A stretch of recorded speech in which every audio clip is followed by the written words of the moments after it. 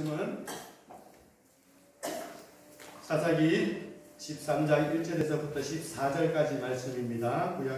구약성경 사사기 13장 1절에서부터 14절까지 말씀을 함께 교독하도록 하겠습니다. 이스라엘 자손이 다시 여호와의 목전에 악을 행하였으므로 여호와께서 그들을 40년 동안 블레셋 사람의 손에 넘겨주시니라.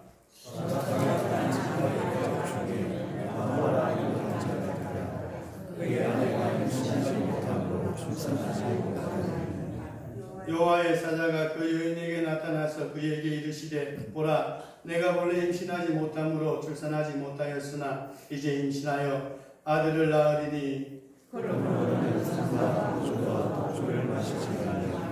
어떤 부정한 것도 먹지 말지니라.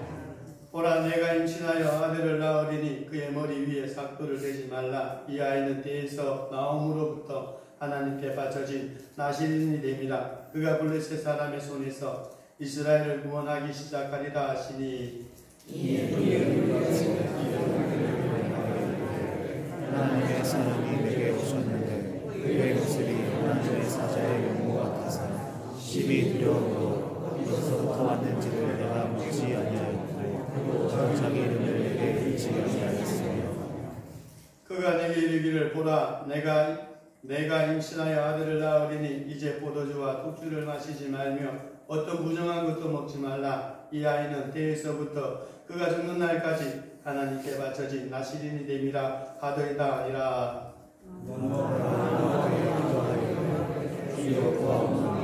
주께서 보내셨던 하나님의 사람을 우리에게 하시옵소서.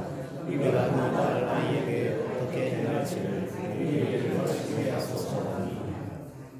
하나님이 마노아의 목소리를 들으시니라. 여인이 밭에 앉아 있을 때에 하나님의 사자가 다시 그에게 임하였으나 그의 남편 마노아는 함께 있지 아니한지라. 여인이 그에게 달려가서 그의 남편에게 알리되 오소서, 전일에 내게 오셨던 그 사람이 내게 나타났나이다.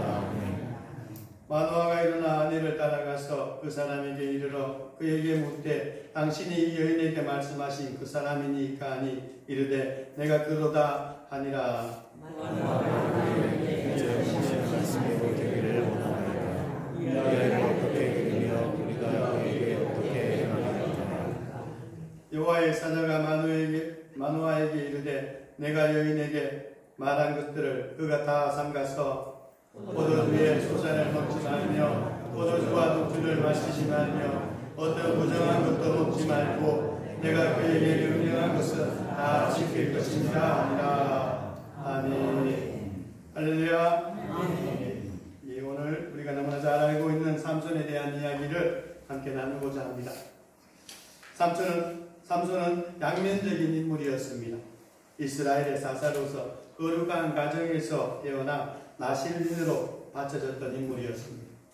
그러나 세속적인 괴로움과 세속적인 삶을 살다가 원수에게 붙잡혀 이 두 눈이 뽑히는 비극적인 인생을 살았던 사람이었습니다. 그래서 삼손은 그리스도인뿐만 아니라 많은 세상의 사람들에게 반면교사로서 역할을 하는 인물이라고 할 수가 있습니다. 오늘날 세상의 많은 유혹 속에 살아가는 우리들의 삶을 돌아보게 해주는 인물이라고 할 수가 있습니다. 이런 삼손에게 있어서 여러 이야기가 있지만은 먼저 삼손의 출생 이야기를 본문의 말씀을 통해서 함께 나누고자 합니다. 1절을 보시면 삼손이 활동했던 그 시대적 배경에 관한 기록이 나와 있습니다. 이스라엘 자손이 다시 여호와의 목전에 악을 행하였으므로 여호와께서 그들을 40년 동안 블레셋 사람의 손에 넘겨주시니라 라고 말씀을 하고 있습니다. 말씀 속에서 다시 라는 단어가 나옵니다. 선택받은 이 이스라엘 백성들이 또다시 반복적으로 하나님 앞에서 악을 행하였음을 강조하고 있는 것입니다. 그리고 블레셋 조석이 나오는데 바로 이 말에서 오늘날 이스라엘 땅이 발레스틴이라는 말이 나왔습니다. 고대 가나안 부족 중에서 가장 강력한 부족이었습니다. 철기 문명이 발달했습니다. 그리고 지중해 해변에 위치한 5 성읍을 차지하고 있었습니다. 해양 문명에 있어서 상당히 강자였습니다. 이스라엘이 출애굽 당시에 바로 이 지중해 해변길로 가나안으로 가지 못하고 강야를 거쳐 돌아 요단 동편으로 들어온 이유도 이 블레셋 족속 때문이었습니다. 이스라엘은 이 블레셋의 통치를 무려 40년간 받았습니다. 사사기에 나오는 이방 민족의 악기 중에서 가장 긴 기간이었습니다. 그런데 1절에서 특이한 점은 이전에는 경고와는 달리 바로 이스라엘 백성들의 부르짖음이 없었다라는 점입니다. 이전에는 이방 민족의 압제를 받았을 때 이스라엘 백성들은 하나님께 부르짖었습니다. 우리를 제발 좀 살려주세요. 그런데 그리고 또 그 부르짖음을 들으시고 하나님께서는 사사를 보내셨습니다. 그러나 이번에는 그런 가정이 없습니다.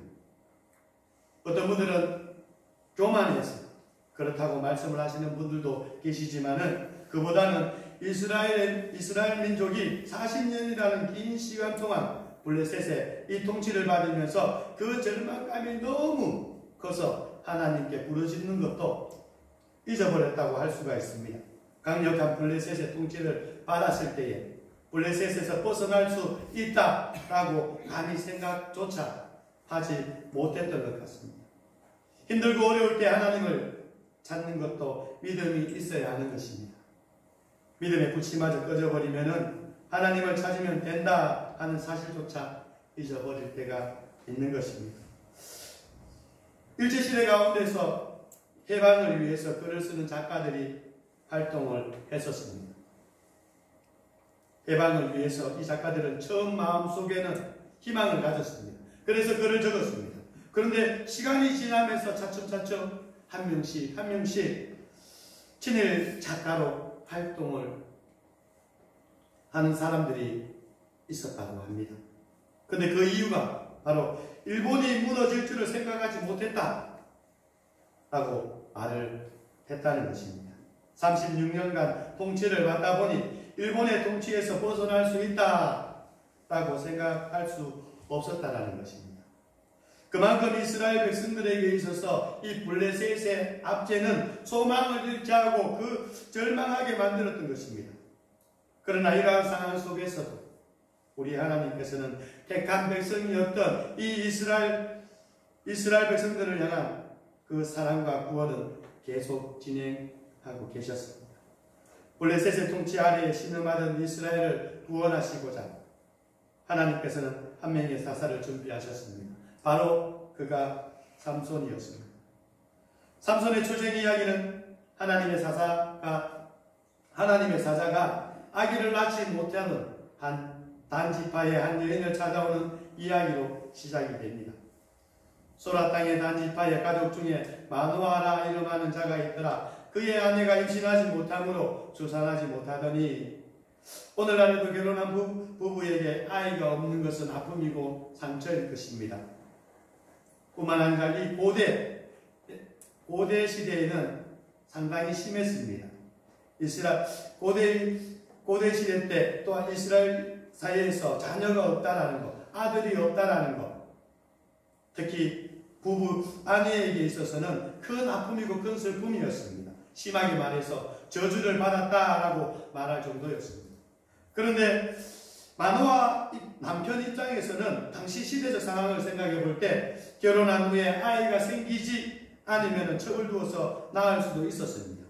그러나 마노아와 그의 아내가 아이가 생기지 않는 상황에서도 첩을 통해서 아이를 보지 않았다라는 이러한 사실은 바로 이들 부부가 얼마나 경건한 부부였는지를 알 수가 있는 것입니다. 하나님께서는 이러한 경건한 사람을 들어 사용하신다는 것을 우리는 말씀을 통해서 알 수가 있습니다. 마노아의 아내에게 나타난 여호와의 사자는 그녀가 아이를 갖게 될 것과 그리고 그 아이는 나실인으로 바쳐질 특별한 아이가 될 것을 말씀해 주었습니다. 여호와의 사자가 그 여인에게 나타나서 그에게 이르시되 보라 내가 본래 임신하지 못함으로 출산하지 못하였으나 이제 임신하여 아들을 낳으리니 그러므로 너는 상과 포도주와 독주를 마시지 말며 어떤 부정한 것도 먹지 말지니라. 보라, 내가 임신하여 아들을 낳으리니 그의 머리 위에 삭도를 대지 말라. 이 아이는 태에서 나옴으로부터 하나님께 바쳐진 나시린이 됨이라. 그가 블레셋 사람의 손에서 이스라엘을 구원하기 시작하리라 하고 말씀을 해주고 있습니다. 이 놀라운 말씀을 들은 마노아의 아내는 남편에게 가서 이 사실을 알렸습니다.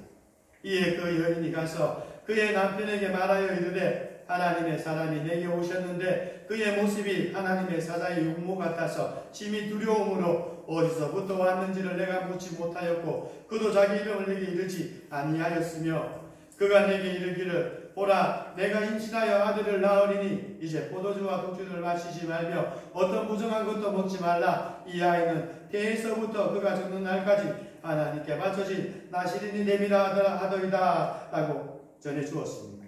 여러분, 나시린은 두 종류가 있었습니다. 삼손처럼 태어날 때부터 나시린으로 바쳐져 평생 살아야 하는 사람도 있었고 본인의 소원으로 나시린으로 살 수도 있었습니다. 민수기 6장에 보시면은 나시린은 구별된 자로서 세 가지 금지 조항이 있었는데 포도주나 독주를 마셔서는 안 되었습니다. 머리에 삭도를 대어서도 안 되었습니다. 죽은 시체를 만졌어도 안 되었습니다. 짐승의 시체뿐 아니라 죽은 형제의 사체, 부모의 사체에도 가까이 해서도 안 되었습니다. 이 세 가지는 나시린이 하나님께 바쳐진 거룩한 사람이기 때문에 다른 사람들과 구별하기 위한 조치였던 것 같습니다. 바로 이처럼 나시린은 경건한 하나님께서 인정한 사람들에게서 또한 나온다라는 것을 말씀해 주고 있는 것입니다. 여기서 삼손의 어머니뿐만 아니라 아버지 마노아가 또한 얼마나 경건한 사람이었는지, 마노아가 아내로부터 하나님의 사자가 나타났다는 그 소식을 들었을 때 어떻게 반응했는가에서 잘 나타나 있습니다. 마노아는 하나님께 기도를 했습니다.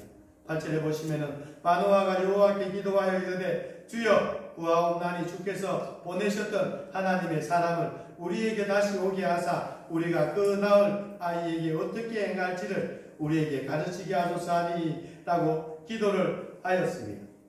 만약에 마노아가 경건한 사람이 아니었다라면 아내의 말에 무관심했거나 또한 기도조차도 하지 않았을 것입니다. 그러나 마노아는 아내의 말을 귀담아 들었을 뿐만 아니라 아내가 만난 하나님을 자신도 만나게 해달라고, 아이를 어떻게 또한 양육해야 하는지 가르쳐 달라고 기도를 한 것입니다. 기도를 들으시기를 기뻐하시는 하나님은 마노아의 이 기도에 응답하셔서 다시 나타나셨습니다. 그런데 이번에도 마노아에게 나타난 것이 아니라 마노아의 아내가 밭에서 일을 할 때 하나님의 사자가 나타난 것입니다. 하나님이 마노아의 목소리를 들으시니라. 여인이 밭에 앉았을 때 하나님의 사자가 다시 그에게 임하였으나 그의 남편 마노아는 함께 있지 아니한지라 라고 말씀을 합니다. 마노아의 아내는 급히 남편에게 달려갔습니다. 그리고 여인이 급히 그의 남편에게 알려 이르되 보소서 전일에 내게 오셨던 그 사람이 내게 나타나이다 라고 이야기를 전합니다. 그리고 마노아는 하나님의 사자를 아내를 따라가서 만나게 되는데 거기에서 또한 마노아는 이렇게 또한 묻게 됩니다. 그 사람에게 이르러 그에게 묻되 당신이 이 여인에게 말씀하신 그 사람이니까 하니 이르되 내가 그러다 아니라 라는 말을 듣자마자 이 마노아는 이제 당신의 말씀대로 되기를 원합니다. 이 아이를 어떻게 길러야 되겠습니까? 우리가 어떻게 해야 되겠습니까? 하고 또 묻게 됩니다. 그리고 하나님의 사자는 이전에 마노아 아내에게 전해주었던 그 말을 온전히 지킬 것을 이야기합니다. 그래서 독주를 마시지 말고 삭도를 대지 말고 부정한 것도 먹지 말고 그의 명령한 것은 다 지켜야 된다라고 이야기를 전해주면서 다시 한번 나실인에 대한 태어날 아이에 대한 지킬 것에 대해서 상기를 시켜주었습니다. 당시 이스라엘은 40년간 이 블레셋 지배에서 고통받는 암울한 시대였습니다. 이런 시대에 하나님께서는 구원자 사사를 보내시기를 원하셨는데 어떤 사람을 통해 아이를 낳게 하셨는가? 어떤 가정을 통해서, 어떠한 사람을 통해서 바로 그러한 사사를 보내셨는가? 우리는 그것을 기억하는 시간이 되었으면 좋겠습니다. 경건한 마노아와 그의 아내를 통해서 하나님께서는 사사 보내시기를 원하신 것입니다. 우리는 삼손의 출생 이야기에서 하나님께서는 어떤 가정, 어떤 사람을 귀하게 쓰셨는가 하는 것을 알 수가 있습니다. 하나님의 마음은 항상 경건한 사람에게 있다라는 것, 그것을 우리는 깨달을 수가 있는 것입니다. 사무엘 선지자는 기도하는 경건한 한나를 통해서 태어나게 하셨습니다. 그리고 세례 요한도 경건한 가정에서 태어났습니다. 사가라와 엘리사벳도 오랫동안 아이가 없었지만 경건하게 하나님을 섬겼던 사람들이었습니다. 예수님은 생물학적으로 아버지는 아니었지만은 당대 착하고 의로웠던 요셉과 경건하고 또한 순종적인 여인 마리아의 가정에서 태어났습니다. 당시 하나님께서는 평범하지만 굉장히 경건하고 순수한 사람들을 통해서 구원자 되시는 예수님이 태어나고 또한 자라나게 하신 것입니다. 오늘 삼손은 민족이 암울한 시대에 경건한 아버지와 어머니를 통해서 사사로 하나님께서 그를 불러주신 것입니다. 어머니의 뱃속에 있기 전부터 나실인이라 부르게 된 것입니다. 그 이름의 뜻, 태양이라는 뜻이 있는데 어두운 시대에 빛을 비추는 사명을 받았기 때문에 붙여진 이름일 것입니다. 오늘 우리도 이러한 경건한 가정과 사람이 되어야 하겠습니다. 하나님께서 진정 기뻐하시고 또한 하나님께서 찾으시는 그 경건한 그 모습을 오늘 우리는 하나님께서 허락하신 하루 또한 시간 가운데 만들어가고자 힘쓰는 또한 신앙의 모습이 진정 있어야 하겠습니다. 여러분, 경건은 구별됨을 의미합니다. 진정 하나님께서 보시는 그 구별됨은 거룩입니다. 그 거룩은 오늘 우리 스스로 만들어질 수가 없습니다. 성경은 이야기합니다. 디모데전서 4장 5절 말씀에 오직 하나님의 말씀과 기도로 거룩해질 수 있다라고 이야기를 합니다. 오늘 우리가 진정 하나님께서 진정 사용하시는 또 하나님의 나라와 뜻을 이루어가는 일에 쓰임받는 그 일꾼의 모습으로 온전히 세워지는 그 모습이 될 수 있는 것은 진정 말씀과 기도밖에 없다라는 것.